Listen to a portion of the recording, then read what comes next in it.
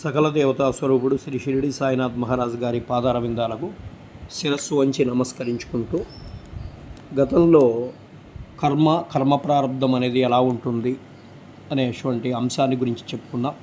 ఇప్పుడు బాబా కథలు దీపపు స్తంభాలు. అసలు దీపం అంటే ఏంటి? దీపము చీకటిని పాలద్రోలుతుంది. దీపం సూర్యోదయానికి ముందు వెలిగించడం, సాయంత్రం ప్రదోషకాలంలో వెలిగించడం శుభప్రదం, లక్ష్మీకరం, మంగళకరం. పూర్వీకులు దీపారాధనకు ఎక్కువగా ప్రాధాన్యత ఇచ్చేవాడు.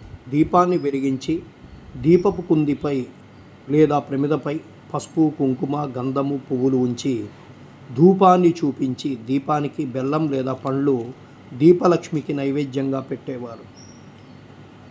పూర్వీకులు 3 ఒత్తుల్ని వెలిగించేవాడు.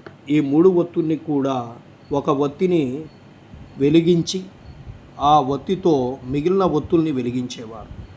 ఇది సాంప్రదాయం. భగవంతుడు సర్వవ్యాపకుడు.